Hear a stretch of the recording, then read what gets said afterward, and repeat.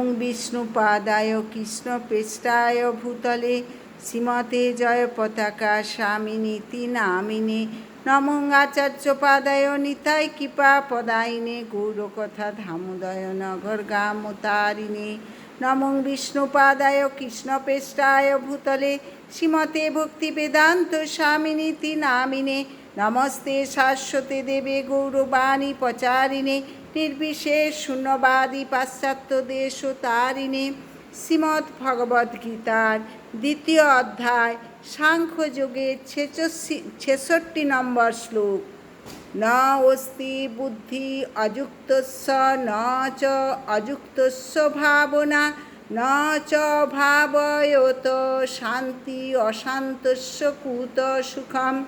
অনুবাদ: যে ব্যক্তি কৃষ্ণ ভাবনায় যুক্ত নয়, তার চিত্ত সংযত নয় এবং তার পারমার্থিক বুদ্ধি থাকতে পারে না, তার পরমার্থ চিন্তাশূন্য ব্যক্তির শান্তি লাভের কোনো সম্ভাবনা নেই। এই রকম শান্তিহীন ব্যক্তির প্রকৃত সুখ কোথায়? প্রভুপাদ তাৎপর্য: ভগবানের সেবায় নিজেকে নিয়োজিত না করলে কোনো মতেই শান্তি পাওয়া যেতে পারে না।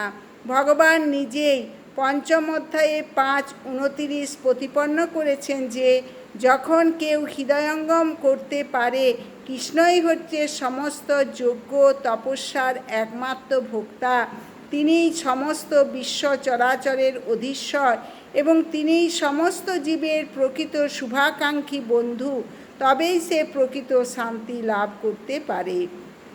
তাই যে কৃষ্ণ ভাবনায় যুক্ত নয়, তার জীবনের কোনো চরম উদ্দেশ্যই থাকে না।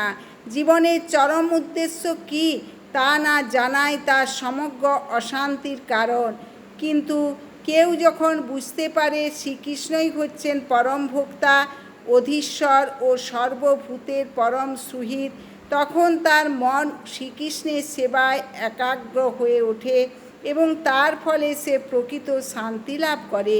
তাই শ্রীকৃষ্ণের সঙ্গে সম্বন্ধরহিত হয়ে যে তার সময় অতিবাহিত করে, সে যতই লোক দেখানো তথাকথিত শান্তি ও পারমার্থিক প্রগতির বুলি আওড়াক না কেন, সে সর্বদাই দুঃখ দুর্দশায় পীড়িত ও অশান্ত। কৃষ্ণ ভাবনামৃত হচ্ছে একটি স্বয়ং প্রকাশিত শান্তিপূর্ণ পরিবেশ, যা শ্রীকৃষ্ণের সঙ্গে একমাত্র সম্বন্ধ গড়ে তোলার মাধ্যমে লাভ করা যায়। হরে কৃষ্ণ কৃষ্ণ কৃষ্ণ হরে হরে, হরে রাম রাম রাম হরে হরে। আপনারা চ্যানেলটি সাবস্ক্রাইব করবেন, বেশি বেশি করে শেয়ার করবেন, লাইক করবেন, কমেন্ট করবেন। হরে কৃষ্ণ।